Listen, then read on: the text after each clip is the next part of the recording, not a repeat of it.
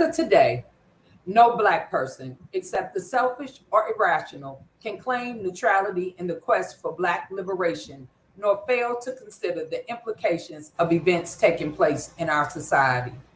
Given the necessity for committing ourselves to the struggle for freedom, we, as Black Americans, practicing in the field of social welfare, set forth ideals and guiding principles. Very often, Black social workers are conflicted. We have to deal with what we learn in the classroom, our lived experiences, and the challenges that we have into getting to the boardrooms.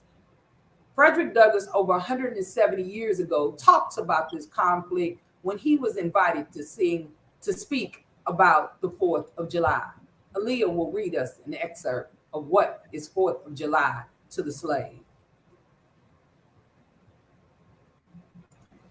What to the American slave is your 4th of July?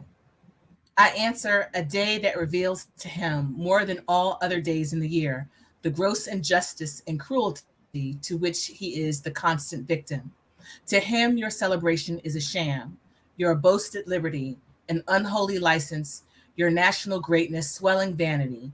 Your sounds of rejoicing are empty and heartless. Your denunciation of tyrants, brass-fronted impudence, your shouts of liberty and equality, hollow mockery, your prayers and hymns, your sermons and thanksgivings, with all your religious parade and solemnity, are to him mere bombast, fraud, deception, impiety, and hypocrisy, a thin veil to cover up crimes, which would disgrace a nation of savages. There is not a nation on the earth guilty of practices more shocking and bloody than are the people of the United States at this very hour.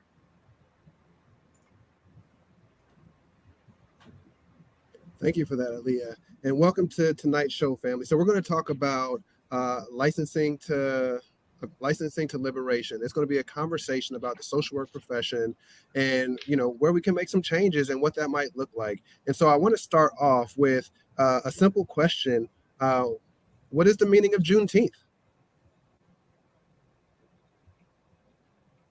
Melissa? Okay. Hello, how you doing, Dr. Estreet? Juneteenth represents when Black people in Galveston, Texas, were finally aware that the Emancipation Proclamation had been signed several months prior. There are a whole lot of wonders in Virginia, where Daryl is from, at Hampton University. It is one of the historic trees there where the Emancipation Proclamation was first read in that community shortly thereafter. And it took several months for that message to make it over 1,000 miles to Texas. And during that time, Black people were still enslaved. So in June, around the teens, 13, 14, 15, 16, that is when the notion became. And I think Juneteenth is significant because it doesn't necessarily pinpoint a day to celebrate. It was an occasion that eventually got to those who had been enslaved in this country for generations, that they were finally legally free. And Daryl, did you want to add anything? Sure. That is sort of how Juneteenth got started. Um, Many people now are celebrating Juneteenth. I look at Juneteenth in a sort of different way. My perspective on Juneteenth is it is a milestone on Black people in this country on their quest for liberation. It's one of the milestones. I also look at it as it's a time for Black people to celebrate themselves, um, celebrate their healing, self-express themselves, and particularly for the healing aspects of things, because the institution of slavery and many things that had followed thereafter had always been about sort of tearing apart the Black family. And the Juneteenth is another way for Black folks to get back in touch with each other and heal and celebrate and honor the ancestors who paid the price for us to be where we are today. So that's one of the reasons why I celebrate, and one of the reasons I look at Juneteenth. And so It also, Dr. Street, to me, paralleling with the 4th of July. Growing up as a child, the 4th of July was a big holiday that, Black people celebrated with the rest of America. It was a day off. It was a day to celebrate liberation, not putting together in 1776 when the 4th of July was the occasion that is celebrated, that Black people were still enslaved in this country for over 100 years.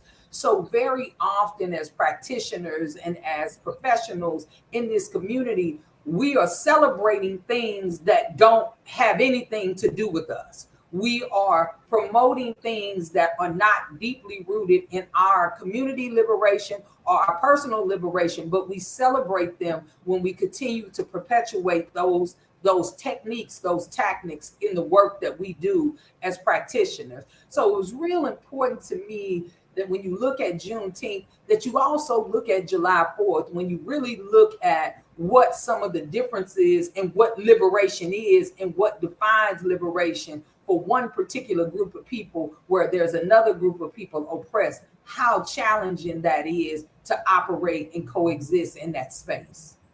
And so you talk a lot about liberation. So what does liberation mean in regards to the social work profession? For me, I'm a proud liberationist. Everything I do is deeply rooted in the NASW Code of Ethics, because I understand that the issues that we deal with, and that call them social determinants of health, we use the DSM, we use different ways to address the challenges that have been historic in this country. And I think it's very important that as much as in social work, we look on a micro level. What's wrong with the individual? What's wrong with the community on a meso level? We don't look enough on a macro level to see how policies, to see how the way evidence-based practice, to see how things that we do continue to perpetuate and ignore the unique experience of the non-majority in this country. What does liberation mean? For me, it means being able to show up as my authentic self. Right. For me, it means being a Black social worker, practicing in an African-centered way. I got into social work because I wanted to work with people that looked like me.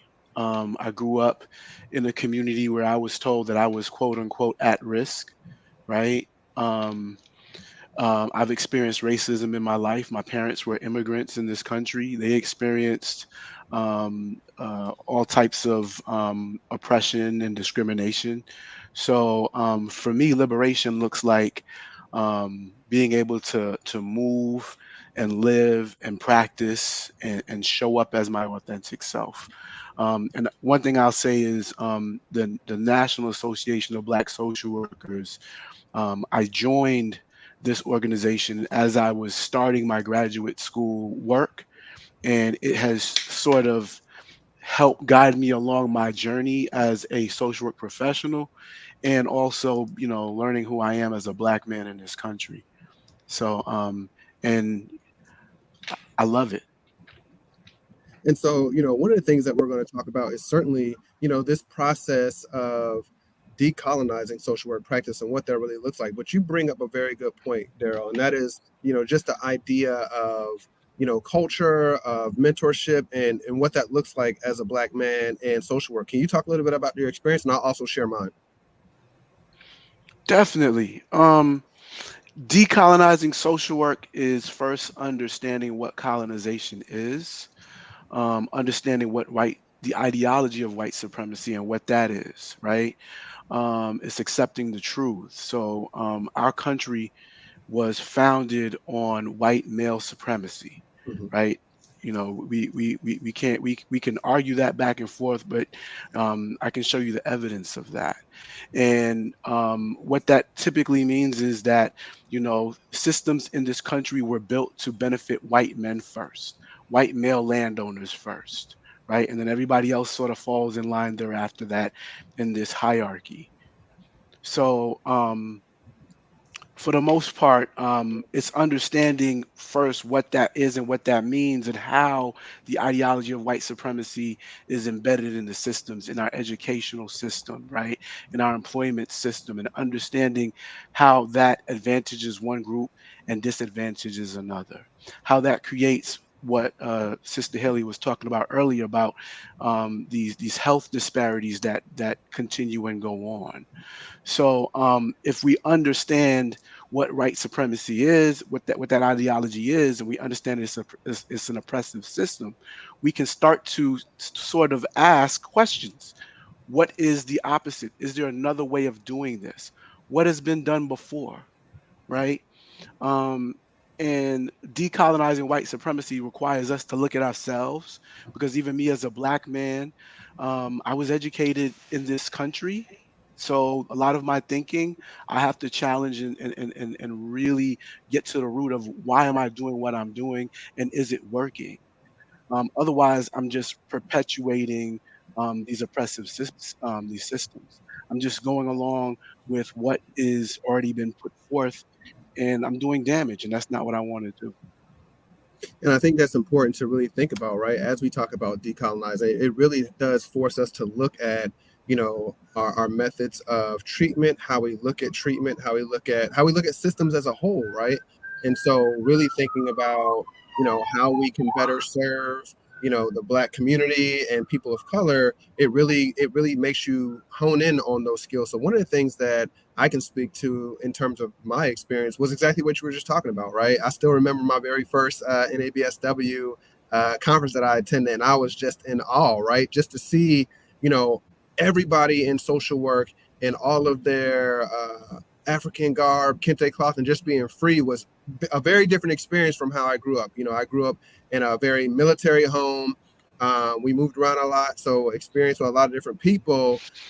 And so, seeing all that, I was like, oh wow, this is impressive, right? And so, certainly I became much more comfortable as I continued to uh, go to conferences and meet people and experience, but that was something that never came up in all of my time at a school of social work. And I really didn't start to learn more about Black social work pioneers until I got to my PhD program at Morgan State University. So when you talk about decolonizing social work practice, I also think that we have to start thinking about how we are decolonizing education and what stories we're really talking about when it comes to social work practice.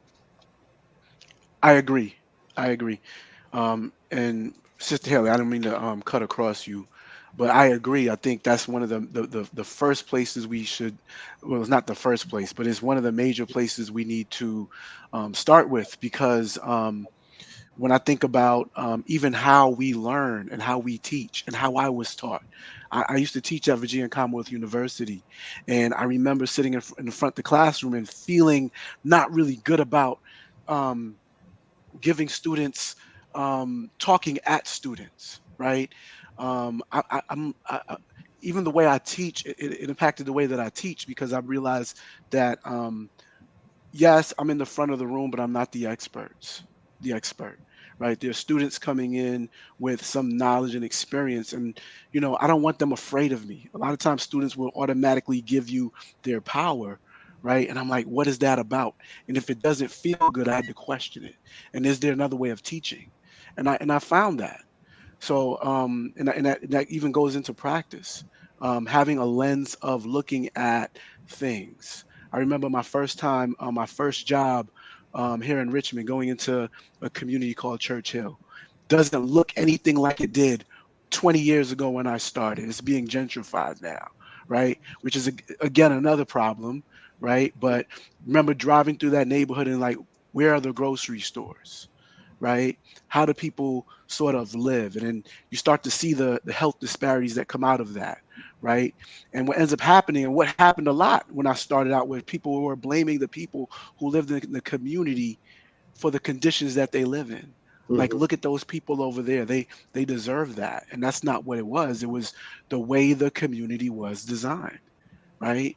And in my education, a lot of times we didn't connect history. We didn't connect things like redlining to social work practice. Not then. And so, Also, I will say when you're looking at decolonizing social work practice and social work education, if you look at the origins of social work, it would be very hard unless you went to an HBCU to know that social work practice has existed professionally in the Black community for over 100 years.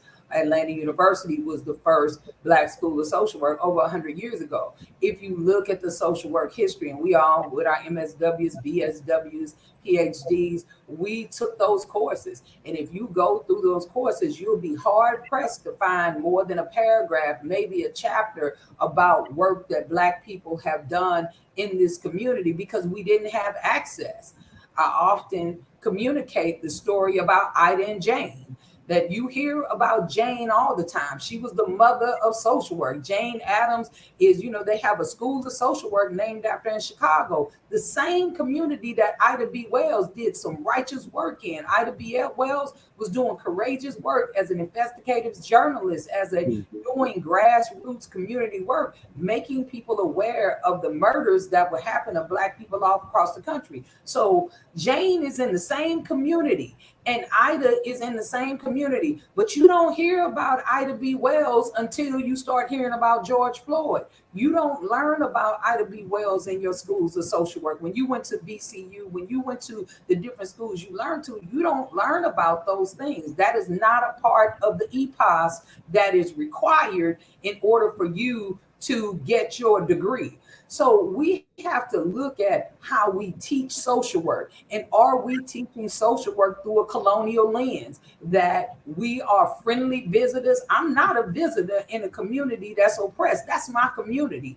I am from there because I'm a vested member in that society. So to look at it from the Jane Addams perspective, that we're going in to help the poor and help them do well, which didn't include Black people at the settlement houses. We need to be clear about that. We also need to know, as late as the 60s, when my dad graduated from Atlanta University School of Social Work, that he and Professor Cragen and Dr. Jeff, they had to leave the South in order to get field education practice, because Black practitioners 60 years ago could not work on white people or work with white people or be trained by white people in the field. So these are some of the real things that have happened in the origins of social work that we don't even talk about in schools of social work. I was blown away when I was asking, why was my daddy going to Atlanta University, but he was in Baltimore doing his field practice?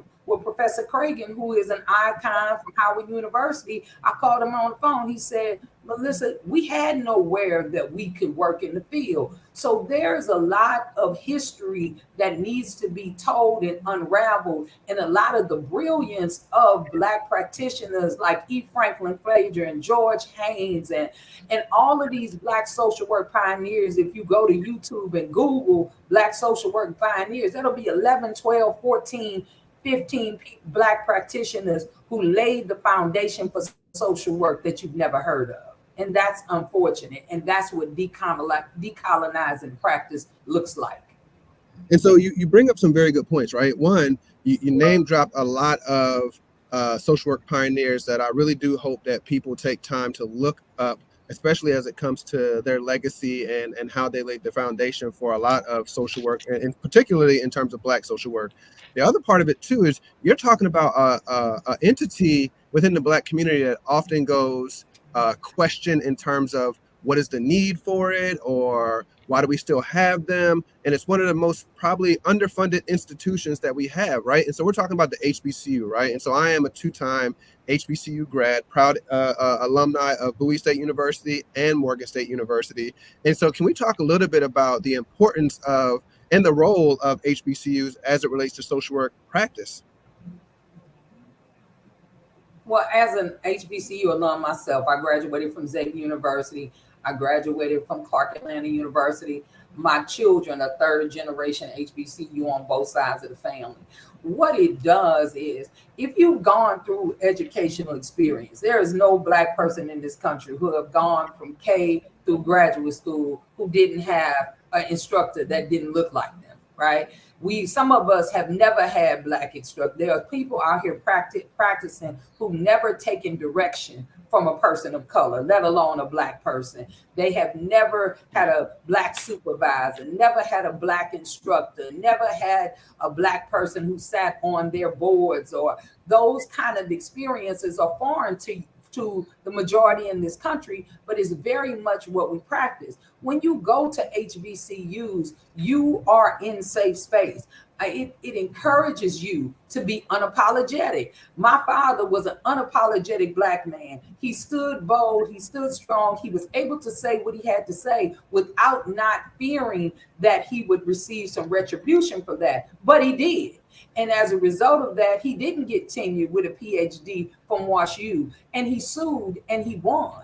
So you get liberation motions when you know you're not being treated fairly. But when you're in safe space, surrounded by people who look like you, where I don't have to worry about if my hair is getting bigger, or if you know what the emblems on my clothes are, where I can be my authentic, beautiful, loud Black self wherever I go, when I'm in that space, and I'm respected and encouraged to be who I am. And when I'm at the C-suite, which is where I work every day, I have to adjust in a way to be palatable to many. It's difficult for me because this is who I am. And it's more meaningful when you make the adjustment to understand and meet me where I am, like we do what we do with our clients, as opposed to making or encouraging people to elevate to a level that we don't respect and has never respected us.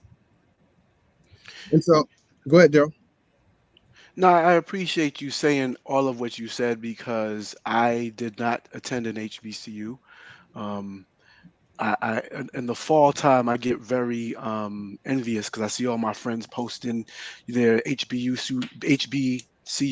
homecomings, and I didn't go to one. I went to Virginia Commonwealth University, and what I would say is a lot of what we're talking about is interconnected, right?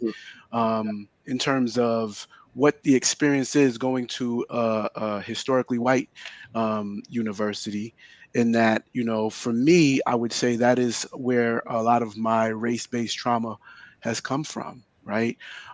Being in classes where, for me, a lot of times being the only Black male, right? Mhm. But very one of few Black folks um, in the classroom, not having other professors that look like me to understand me. Not all the time did I feel empowered.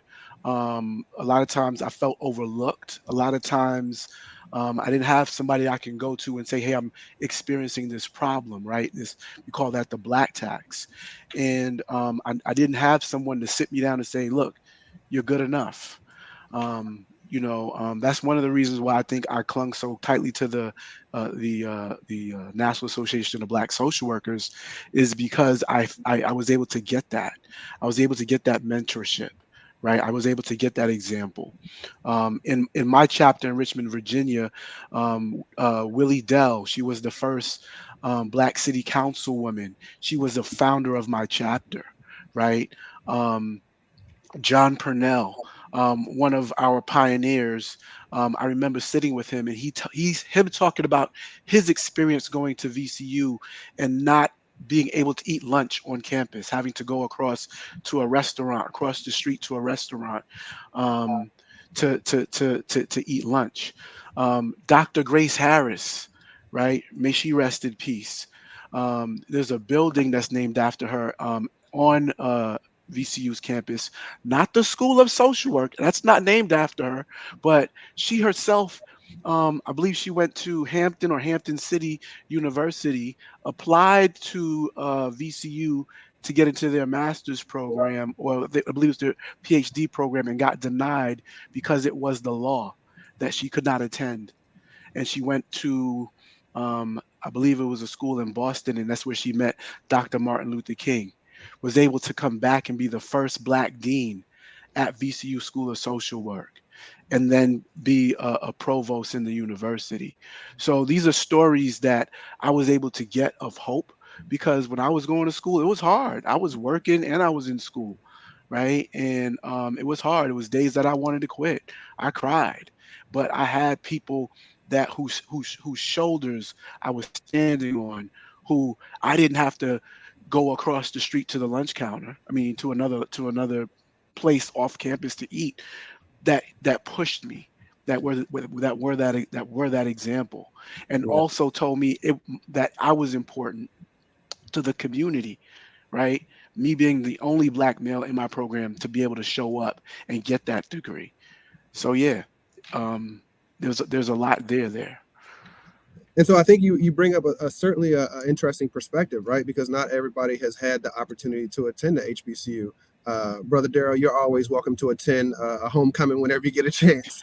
Um, but it's an experience. It's like a whole family reunion. But I do think that you bring up a very good point, right? You know, for those students that were not able to attend a HBCU and do attend a PWI, how do they go about finding safe spaces, or how do they go about finding those connections so that they can maintain, you know, their overall wellness and endure some of the things that you're talking about and that we've experienced?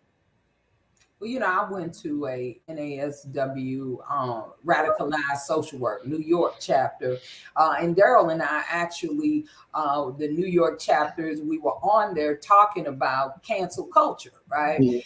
And what we were talking about really is how to make those shifts, right? And how that's very often when you stand bold and you say those things from your authentic self, how you are then canceled, right? That you are no longer, your voice is muted. Either you don't get tenured, you don't get promoted, you don't get licensure, you don't get those things that are equated to Jim Crow practices, So much like when we talk about, when we finally got that Juneteenth message, right? So finally, soon as Juneteenth happened, and then the Reconstruction period, and all of these Black social work pioneers, many of which who we talked about, that started schools of social work all over the country, many of them worked really hard, and they saw that Black people, if given the same opportunities, could excel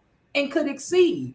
And then Jim Crow practices were put in place to segregate, to divide, and to further put the Black community down because not putting it on a level field. So when we look at decolonization and we talking about licensing practice, right? So looking at licensure, what is the Jim Crow element that is in licensure? What does the data demonstrate that there is a problem? So any social worker, if we were dealing with any other issue, and 50% of practitioners who are out in there in the community are not passing the test, we would look at what is wrong with the test.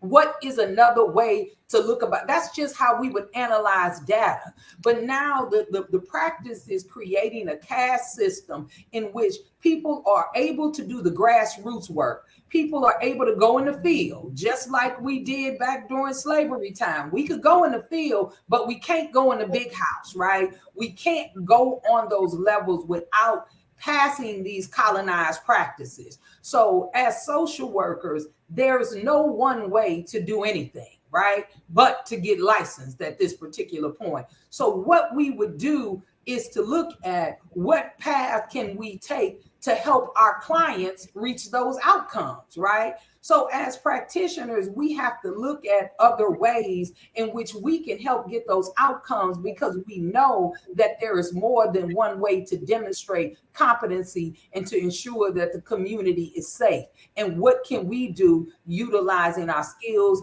our kaumba, our creativity, if you will, in order to ensure that everyone who's practicing has equal access and can go and demonstrate that they can work on a particular level.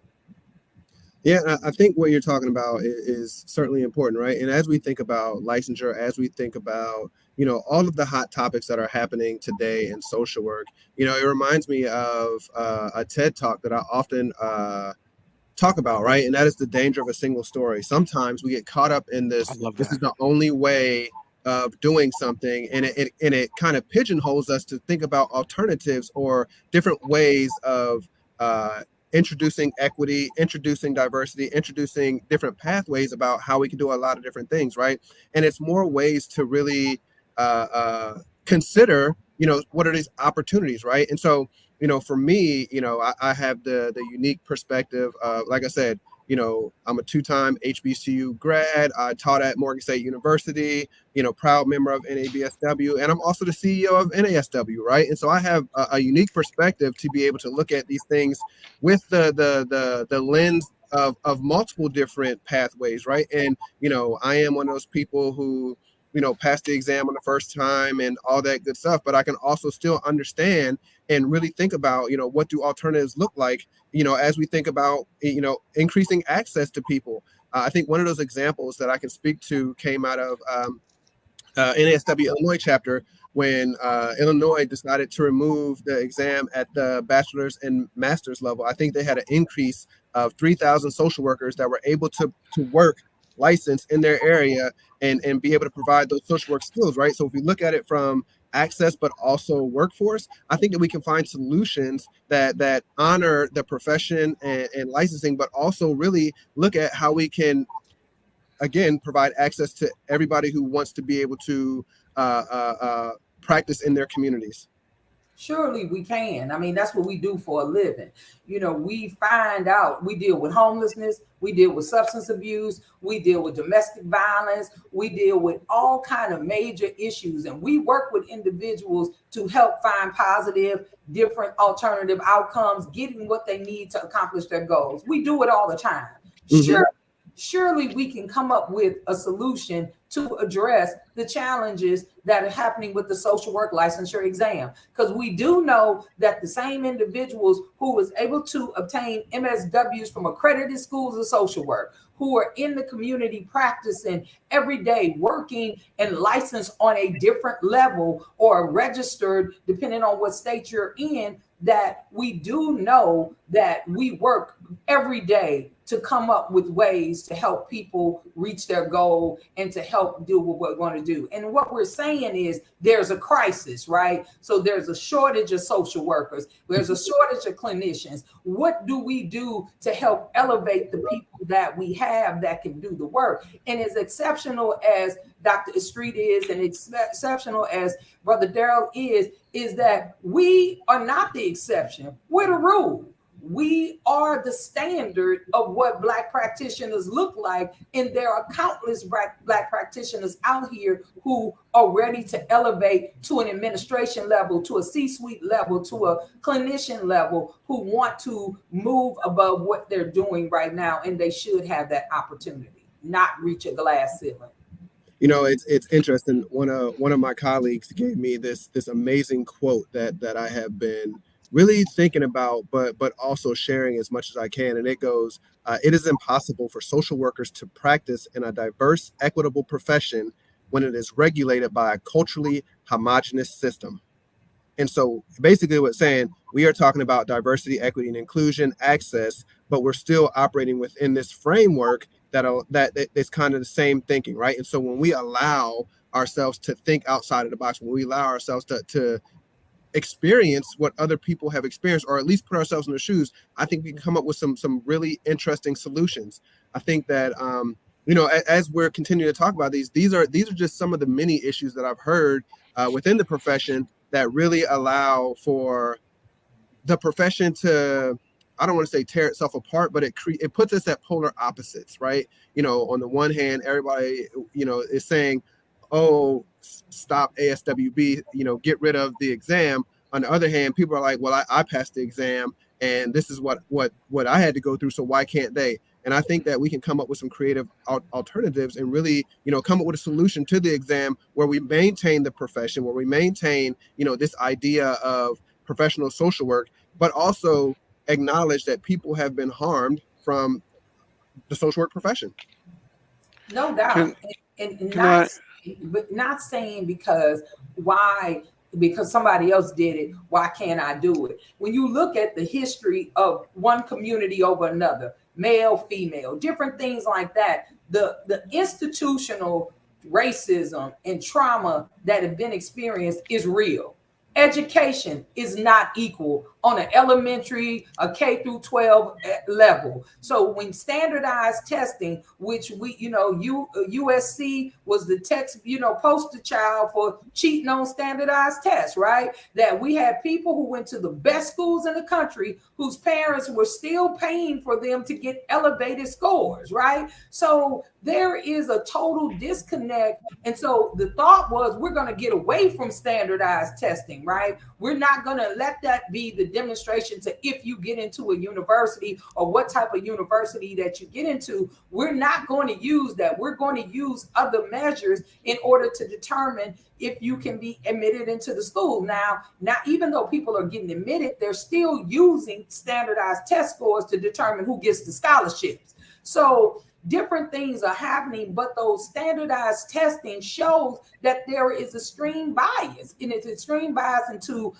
how you can prepare for the test, how you're educated prior to that, what your experience is, and you can be the best practitioner and you can do an excellent job, have the best outcomes, but have a challenge with one standardized test, and that will bar you from moving forward. So I think it is imperative that as a profession that we use our collective expertise to identify multiple ways in order to get that goal and to accomplish that goal. No, absolutely. And Daryl, I just want to say this real quick. I just want to highlight one comment from Kai Mumfield. It says, there definitely have to be some alternative ways of assessment. Are there any conversations about the impact of other issues on passage like early and secondary education limitations, or bringing ASWB to the table for conversations? I do want to say and address this, that both myself and Melissa are at the table with ASWB, and we are talking about alternatives. So I don't want you to think that this is happening in a silo. We certainly have conversations monthly, and we're looking at solutions and possible alternatives and what this can look like for the profession. So when we talk about solutions now, we're definitely talking about, what do these collaborative solutions look like, and how can we, make the profession much more equitable, but also maintain our overall profession. Brother Daryl? Yeah, I agree. And I think when we sort of go back and really do some reflection on what's been going on, it's this idea of exclusivity that was sexy at one point, right? Who can get into certain schools? Like even right now, you hear students talking about they want to get into the number one school of social work, and oftentimes those number one schools are really expensive, and that excludes a lot of people from socioeconomic status to race to gender. It goes down the line. So why would we think that the licensing process wouldn't be any different? Many years ago, I don't know if it's still the same way. I remember these are conversations that we've been having for years, probably before I was even a social worker. I remember my first NABSW conference, they were talking about that. And I remember someone saying that California had both a exam portion and an oral portion to it, right? So the question then becomes, who are the people that are deciding once I passed, this one hurdle?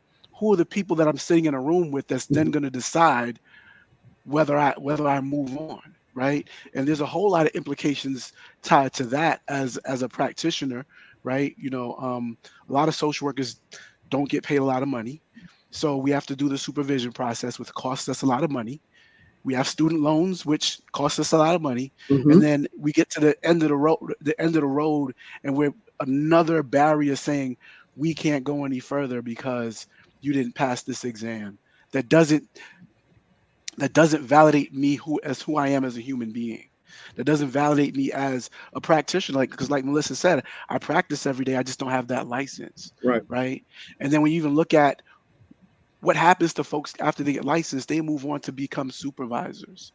Right. So this pattern of exclusivity continues. So it's not as hard as we think it is. It really isn't. Right. Social workers, we have a set of codes of ethics, right? If we really held true to that, a lot of us, we are familiar with the code of ethics, right? But do we embody them, right? Are they a part of our core belief systems, right? And I'm not sure if my everything blanked out for a second, but I'm of the belief that our job as social workers is to increase access. So we should be, as we're talking about being more inclusive, that's what it is. How do we get more people into the profession? And I think right now what we're seeing is the whole country's in a desperate straits as a result of COVID. So we have a lot of healthcare professionals, including social workers, that there's a shortage of now. So now, even look at the universities, they're they're begging people to come to their schools. Yeah. So I think right now this is an opportune time for us to do it and get it right. I also think mentorship is important, right? How we mentor the next generation of social workers is important, and we don't do that just with our words. We got to do that by our example. And so,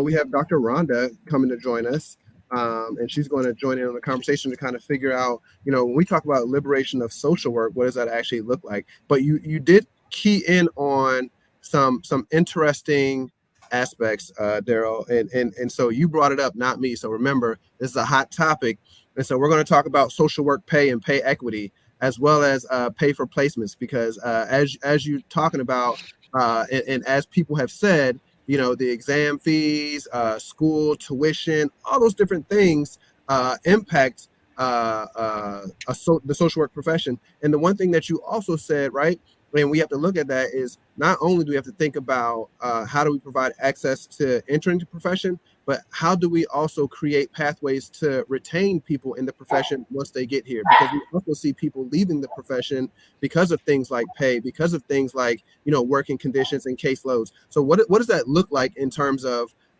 addressing pay equity, addressing pay for placement, all those different aspects for us? So I guess I can answer that in many different ways.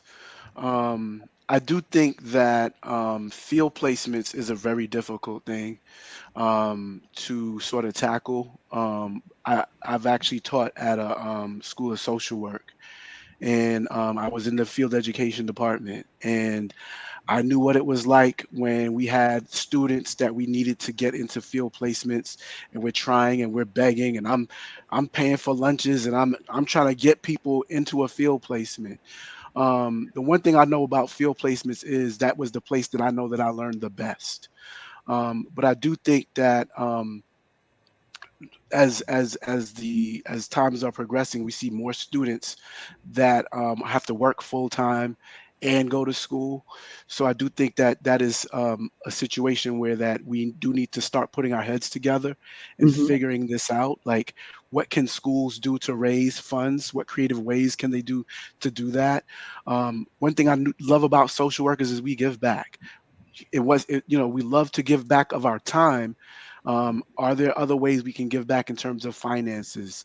Can we get our organizations to do stipends? If they can't pay a salary, can they do some stipends? So taking steps in that direction is going to be important.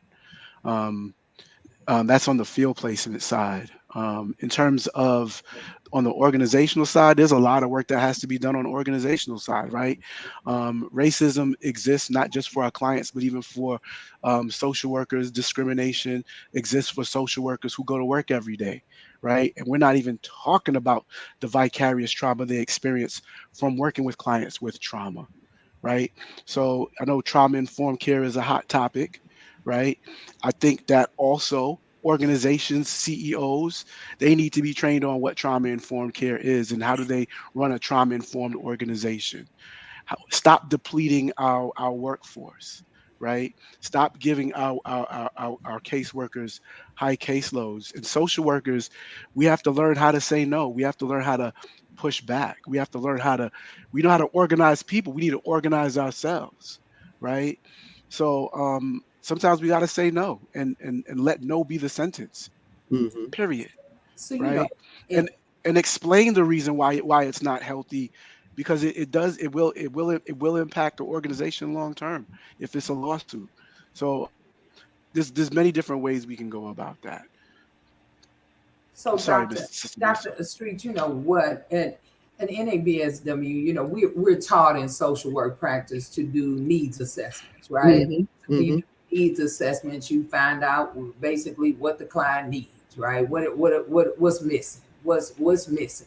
So we also at NABSW do strength assessments, and when we did a needs assessment, what we needed is to decolonize our spirits, decolonize our process. When we're in our space, it is a authentic space, right? And we looked at our strengths in terms of who are we as practitioners. We come to this safe space in an effort, and very many of our members are NASW members. So we don't suggest it's either or. I see it as a polarity, right? Absolutely. It's an and situation. And when we are in our safe space, we look at our strengths. And what NABSW looked at about 25 years ago was, how can we strengthen our community by educating on African-centered practice, right? What is it that we can bring to the table that is unique about our experience? And in our book, The Righteous Self-Determination, it talks about the experience of Black social workers when the organic movements began about 55 years ago, all over Chicago, Baltimore, DC, where Black social workers decided to come together and say, this is what we were going to do. So about 25 years later, our seventh president, Baba Leonard Dunstan, he came up with what was then called the African Centered Academy, right? And Dr. Rhonda Wells Wilborn, who is your long-term colleague and dear friend from Morgan State University, is our paramount sage at the National Association of Black Social Work. And she is the instructor, and she is developing the certification for our African-centered circle practice. So it is what we call a strength-based intervention in order to decolonize the educational process that we have all endured throughout of our educational experience, and how to tap into the historical greatness and the authentic spirits of African practice. And Dr. Rhonda Wellsboro has ushered us into the process. I am a recent graduate of the Leonard G. Dunstan Neo Omnium Circle, and she has done a tremendous job of elevating us as an organization, as individuals, through African-centered practice. And so I want to give some time to Dr. Wilborn to chime in on that, but I also want to acknowledge Dr. Wilborn as a colleague, a friend, a mentor, somebody who has been with me step by step throughout my whole career and continues to provide guidance. I can call her at any time, but I think this is what we talk about when we talk about mentorship, being able to have an authentic relationship where she knows about my kids, my family, I know about her kids and family, and it's not just all social work. It is a genuine relationship where she cares about my overall well-being. So Dr. Wilborn, don't mean to put you on the spot, but you want to talk a little bit? Hey, good evening, everybody. Yes, thank you all so much. I feel like I came into a whole room of scholars and I came late to the party. My apologies.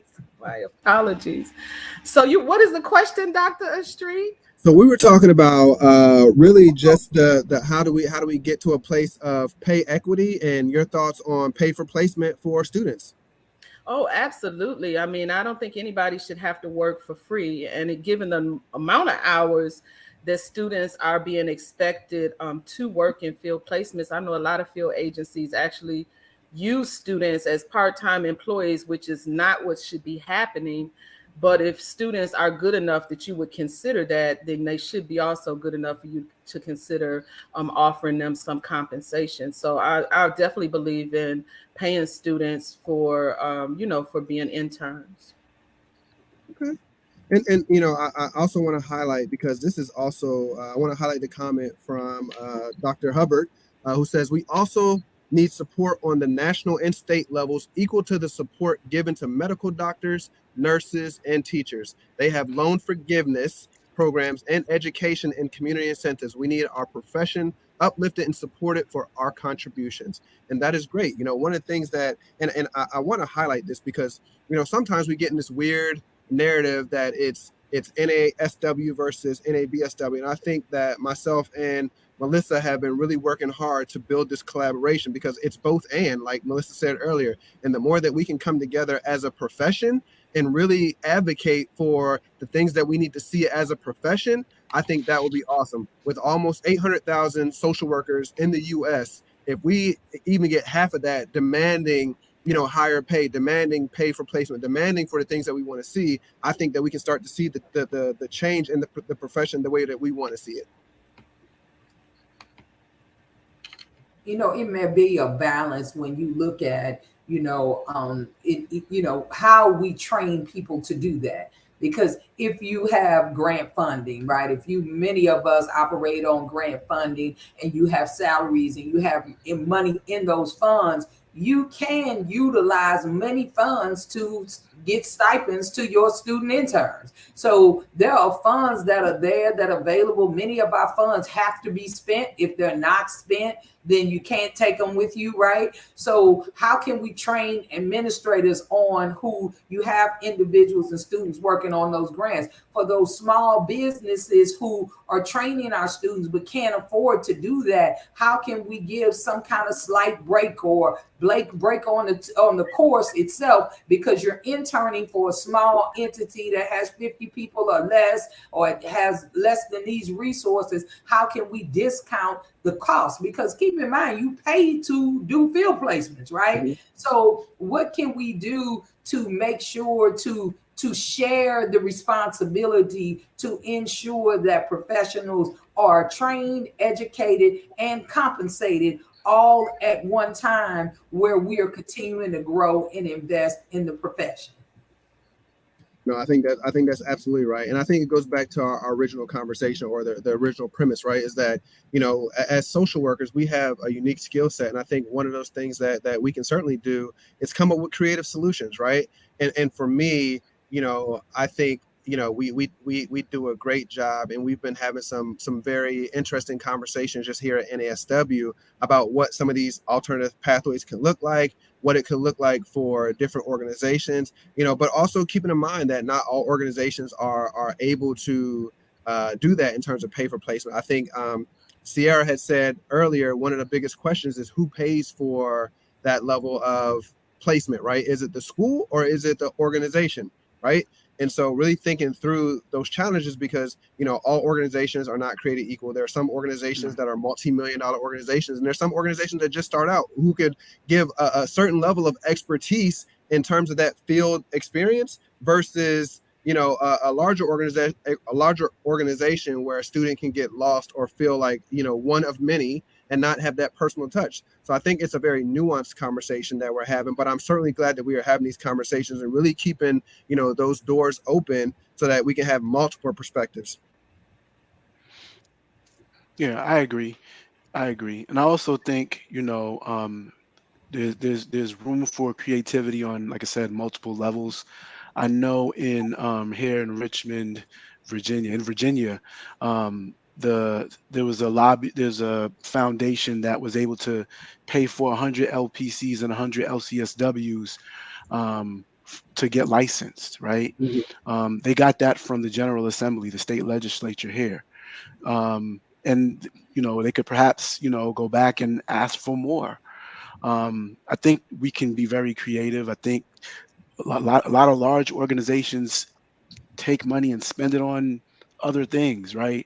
So sometimes that excuse of we don't have it, I don't know. We just built this nice wing down here for the doctors to, have a nice break room. I mean, I've literally seen that.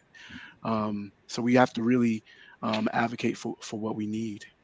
And standardize it. I mean, the federal government has standardized pay scales. So social workers who work for the VA, they get paid a higher rate. They have scales. So why not transfer those scales onto grants, right? And some do. So when you applying for a grant, it used to be where you would lowball the grant because you wanted to get it, right? So you putting in $35,000 for your social workers as opposed to $45,000. Well, why not put them on the same GS scale? Okay, GS 12s, GS 10s, where we have a higher level of pay. So therefore the grants pay higher, because that's usually what gets cut is the salary portion, right? The administration fee is going to stay 10%, 12.5%, whatever that is, because you have to pay for those other supports. But there are ways that the federal government and entities that we can advocate for increasing the rates that we are paying the professionals who are doing the work. And not necessarily, because I didn't know until I went to social work school that social workers were clinicians, because all the social workers that I was raised by and my father worked with, they were community organizers. They were about Black Panther work. They were about community development, community change. Micro level work was not where they saw liberation. When I see, and I have a mental health rehab of Medicaid recipients, of 600 Medicaid recipients, the common denominator is not depression, is not trauma, it's poverty, right? So what are we doing to look at addressing poverty and these common things that cause trauma, that cause depression, that cause all of these social determinants of health? How are we as social workers not perpetuating the poverty cycle? We're eliminating and working toward elevating the community so they don't have to suffer as a result of just trying to live in America. And so you bring up a very good point, right? And I will be remiss not to talk about this or to not even mention this, right? We're talking about a lot of ways that we can practice, we can make change, right? But we all know that a lot of this change comes from policy work and legislative work, right?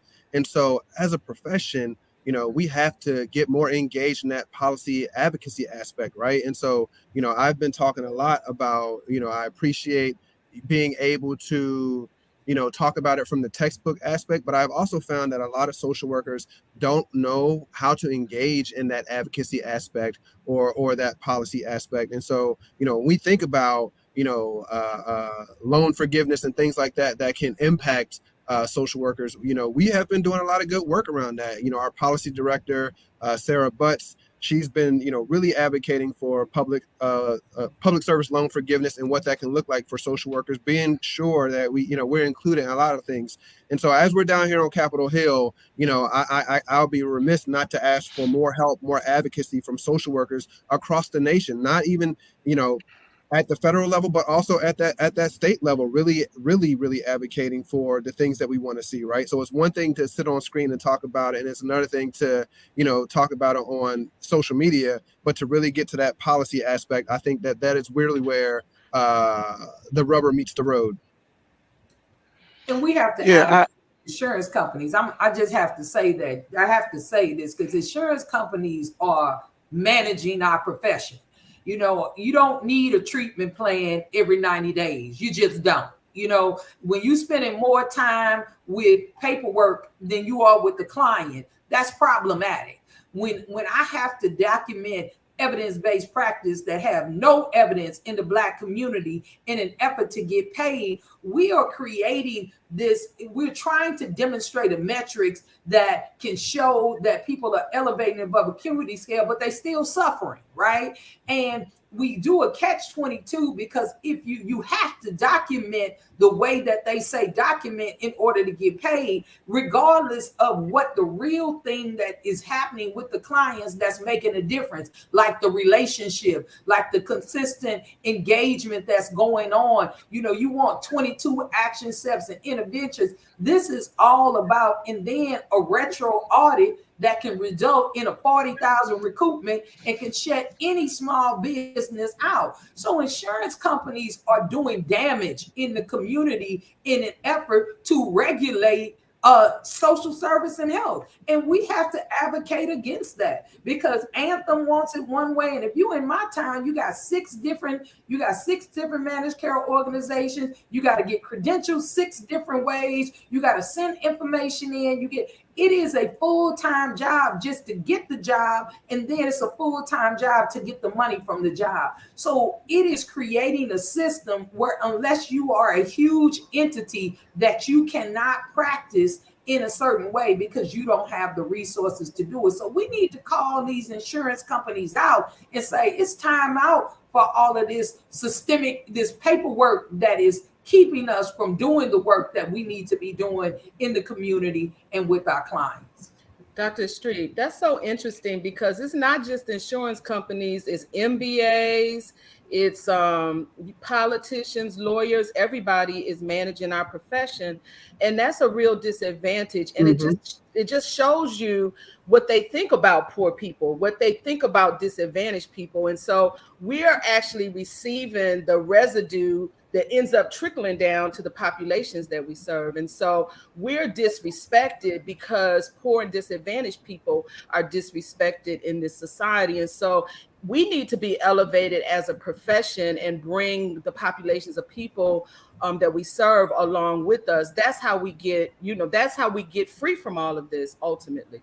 No, absolutely. And I agree wholeheartedly, right? But I guess my question and my call to action, right, is, who's bringing that message, right? Oftentimes we allow other people to tell our narrative of what social work is and what it is not, right? And we don't do a very good job of telling our own narrative. So, for me, one of the things that we've talked about a lot is what is the social work profession? What does that branding look like for us? How do we teach other social workers what that brand is, right? It breaks my heart when I hear people say, oh, Dr. Estreet, I'm making X dollars doing a caseload of 50. And I'm like, hey, you can advocate for yourself, right? It's almost as if we do a lot of education around how to serve the population, but we don't do enough training on how to advocate for ourselves as a profession.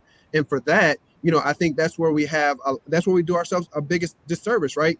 The more and more that we get involved, the more and more that we get the profession involved in addressing these issues, the louder the voice we can have. People often says, oh, Dr. Estreet, we need a social work union. Well, the reality of the situation is unions are very much localized to employment, but also states, right? The closest thing that we have to a social work union would be our professional organizations that can advocate on our behalf and use our collective voices to get the changes that we need. So as we think about, what it looks like for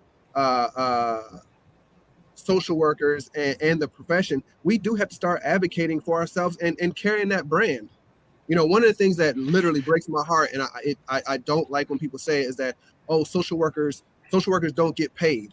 And that's not everybody's experience or narrative. And I think that the more that people continue to share that, that's how we also devalue our own profession. We need to change that narrative and stop taking those jobs that don't pay us the way that we need to be paid and advocate for higher pay. And we have to I actually really agree with that. And I think we have to value what we bring to the table. And I think oftentimes we don't value our skill set. In working in education, I've often heard, and just working in, multidisciplinary teams, oftentimes you're the one fighting against the doctors and the nurses because this imagined hierarchy that exists, right? That people just automatically give their power over to because someone's a doctor or a lawyer. You have to value your skill set. You got to value what you bring to the table and stand on it. And sometimes that means taking a risk. I've had to take a lot of risks in my career. Some days wondering if I was going to have a job the next day. But I think, what's on the other side of that risk, right? Sometimes it might be a no. Sometimes it might be a yes. A lot of times it might be a yes. And then the question that I also encourage people to think about is, when you get into that position of power, when you become Dr. So-and-so, when you become Executive Director so-and-so, Dean so-and-so, who are you representing, the institution or the people that you serve, right? And I think what happens is people get into those positions and just go back to going along to get along because we're focused on our individuality, right? And I think that's what separates, and that's what I learned from being a Black social worker is the power is in the collective. And I love what you said, Sister Melissa, about your dad, because even me as a social worker, I'm a clinical social worker. I'm a LCSW, but I do advocacy work too. I hate policy. Don't ask me to write policy, but I can show up in other ways, right? No, I have absolutely. there are some weird people out here, right? I'm joking with social workers, you're not weird. But those folks that love policy, I'm like, come on, right? And we have to learn how to organize. See, our problem is we think we have to do everything That's and right. do it and expect to do everything well, right? Like we're talking about paying interns or even, where we get funds to hire that one social worker, right? Nobody wants to pay for the social worker, but once the social worker comes on staff, you're throwing everything at them. Bus tickets, every social work problem, you're throwing it at them. So it's what we value. And we do have to own and tell our story. And we do have to say no, right? So we have to use these skills that we're talking about that we use in the community. We got to use it on ourselves. Yeah.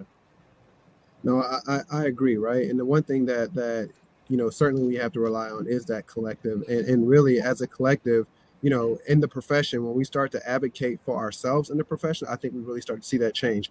And so, we're getting down to the last few minutes of this, and well, not the last few minutes, we got about 15 minutes left, and I want to shift it over really to talk about, as we talk about liberation in the social work profession, what does that look like? What does that look like in terms of research, in terms of education, in terms of practice? And so, Dr. Rhonda, I want to start with you.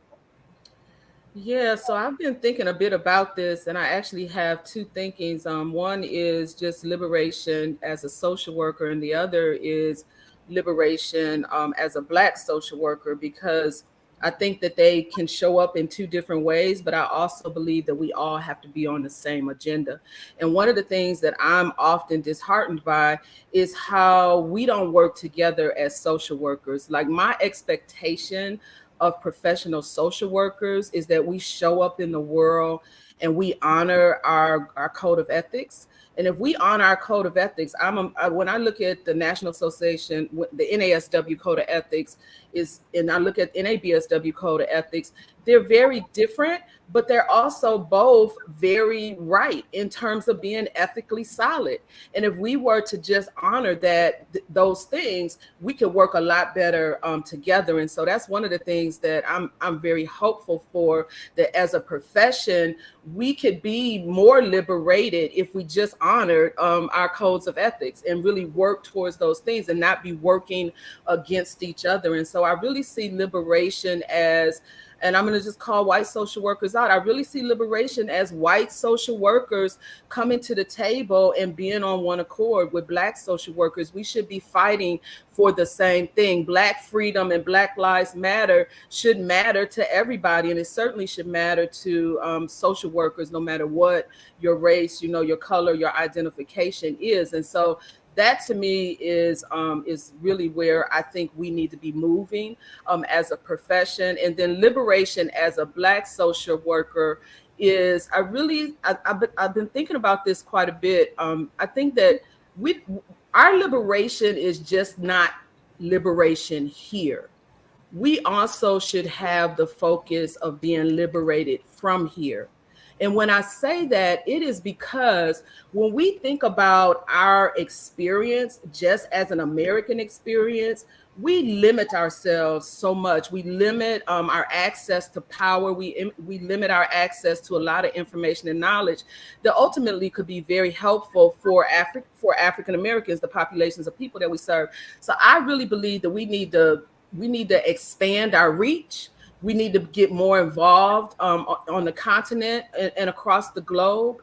And we need to build collaborations that help empower Black people, no matter where it is that they live. And so that to me is what liberation looks like, that we really broaden our focus so that we can build relationships with Black social workers and Black people anywhere, all across the globe. Melissa, you want to chime in on that? So, I feel very, very similar. And, I talked about Ida and Jane. I talked about the experience of Ida and Jane. And Ida stood by Jane as they fought for women's suffrage, as they fought for the right to vote. And Jane was able to vote, but Ida wasn't able to vote for nearly another 40, 50 years. When Ida went to Jane and said, Jane, I need you to stand by me as it pertains to Black men and Black women getting lynched in this country.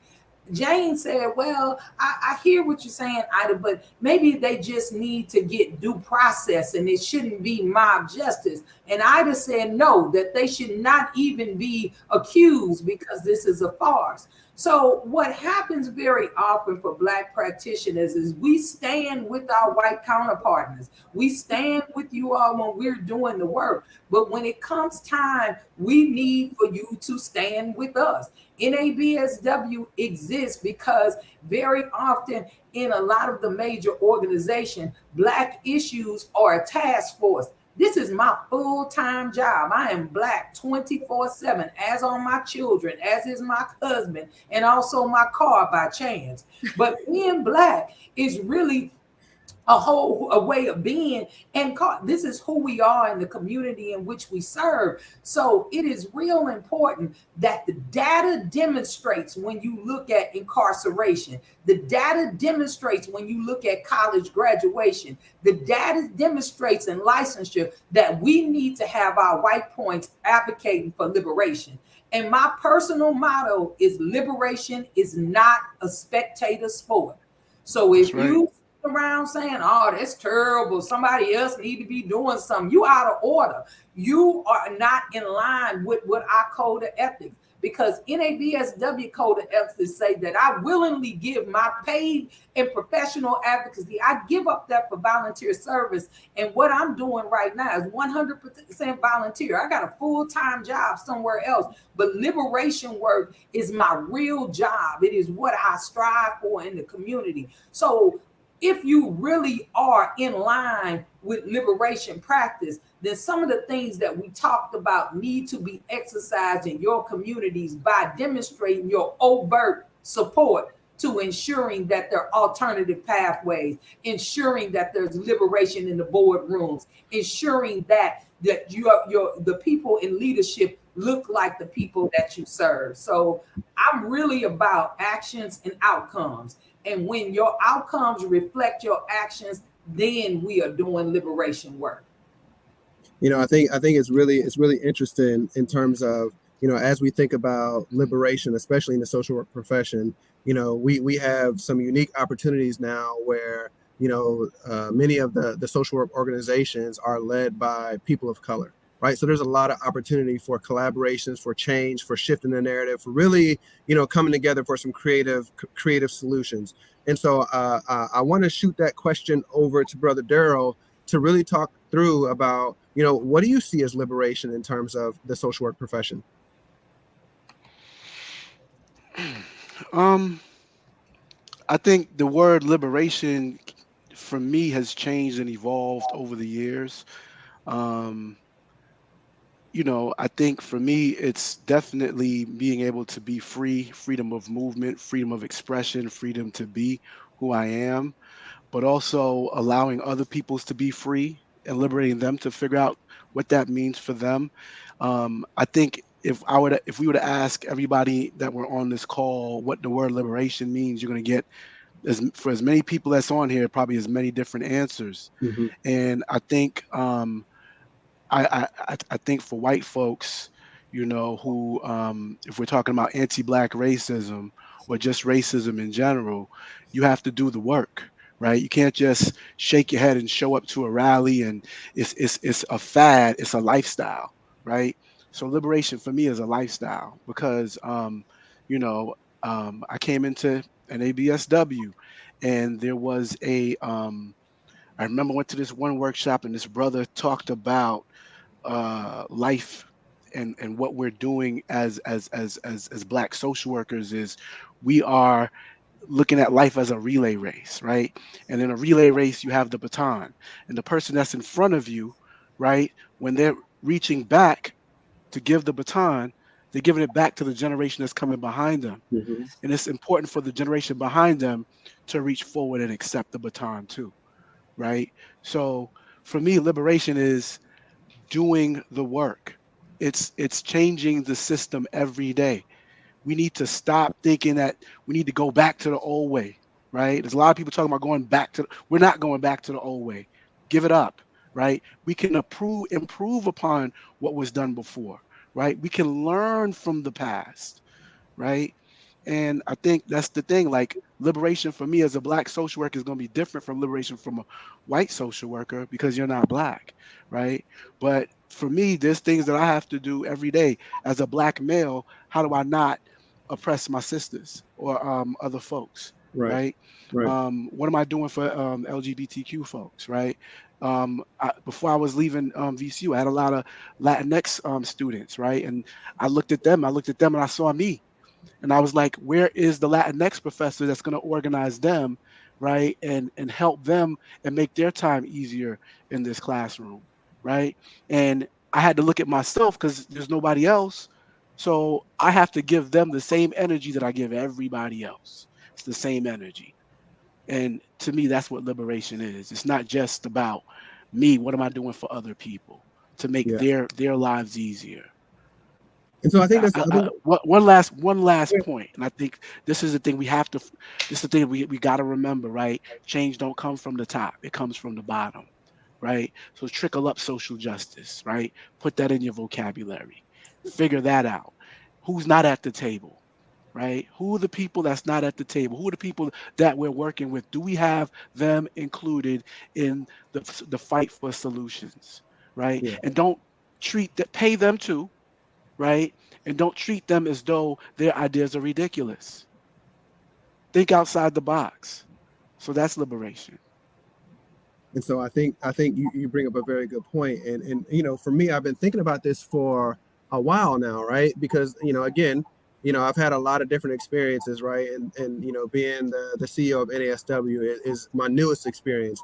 But in the same sense, I can say that, you know, the one thing that I keep coming back to is being Anthony. Like, all I can ever be is be Anthony. And one thing that I've learned at HBCUs, from all my mentors, from NABSW, from, you know, just my own experience in social work, is don't forget who you are and always reach back to bring somebody else along with you, right? So when we think about liberation, it's exactly what you talk about. It's who's not in this room that should be at this table, and am I able to get them in that room or carry their name into that room with me, or what does that look like? So, you know, and my first, what is it, 4 months, 5 months on this job, I mean, they'll tell you I've been out and about and traveling and meeting and seeing other people, because like you said, right, social justice starts at that ground level. So it's not up in the office or in my suite, whatever. It's really down on the ground, getting to know people, getting to know what those issues are, and really thinking about how we can shift the face, the profession, how we can shift and really think about what that looks like for who is not feeling represented when it comes to the profession, and making sure that we are carrying those names, making sure that we are advocating, making sure that we are fighting, you know, for the liberation of the profession. Yeah, and Dr. Estreet, I think it's also important for us to be okay when stuff looks different from what we had envisioned it was going to look like. Yeah, because a lot of times we get so paralyzed by that because we think that something is supposed to be look a certain way. And for me, if we're on the path to liberation, I don't care what it looked like. I don't care who ideal it was. I don't care what it looks like, as long as we're continuing to move down that path. And so I just really think that people have to be open to new ideals and new ways of thinking and looking at things. We get so bogged down by people not being willing to do things a different kind of way. And I agree wholeheartedly, right? And I think one of the things that I have learned, and I've been, you know, working, you know, having conversations, right? But, you know, having these conversations one by one is certainly where it starts. But on a larger scale, like, I think that people have to understand, and I think Marlene said it earlier, right, is that we must believe that our colleagues in social work leadership positions are for us. If we don't fight, if we don't, our fight to be in the room and at the table is for naught, right?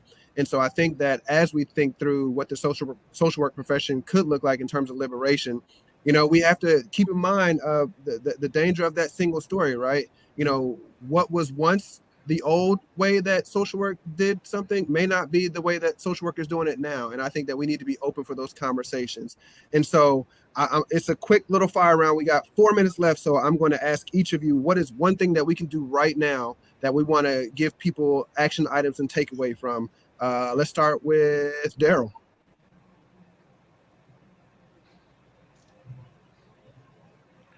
I didn't. Did you call me? I'm not I sure if did. you were I did. calling me. I said, My, what is?